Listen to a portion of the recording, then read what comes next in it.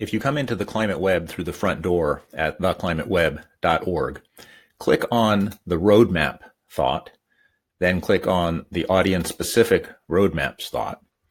Go over here to the notes field. You'll see that there are a number of different audiences that are specifically mentioned, university professors being one of them.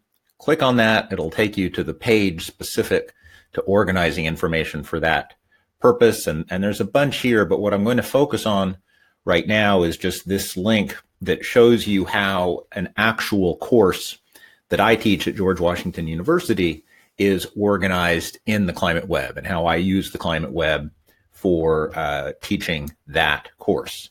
So if I click on this link right here, that takes me to the course materials. And you can see that two things are organized here: the weekly materials, and this doesn't include all of the videos and all of the things that go into the course.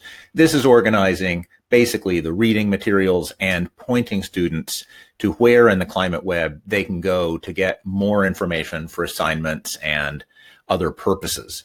The other thing that is done here is in the course, individual students are assigned different business sectors. And so each student is coming at the topic from a different sectoral perspective. And these links take the students to everything they would want to know about that sector from a climate change perspective. And all that information is there, which doesn't mean they do any less work. It just means that the information they need to do their work is organized in a way that makes it readily accessible. So if I click on the weekly materials again and just go to week 4, for example, marginal abatement cost curves, it organizes a few reports in terms of the mandatory readings, a few additional sort of mandatory videos.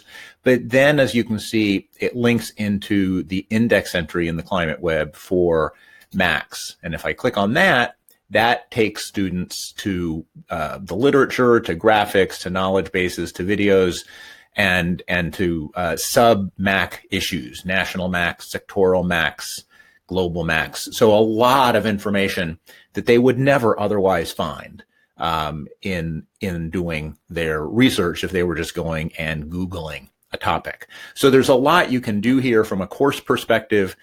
You can even embed a particular view on your website. So you could have, if you were doing this course, for example, you could embed on your website this particular view.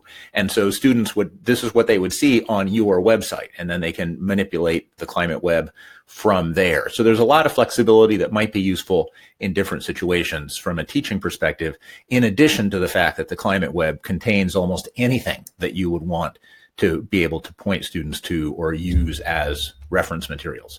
I'm just going to point to one other option that might be of interest to some people teaching climate change.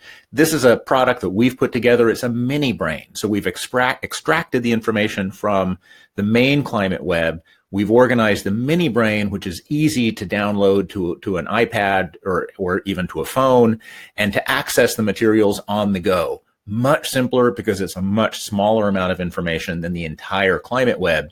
And this is the kind of thing that you could do for a course. You could create your own mini brain for a course or for your body of work. And it's very easy.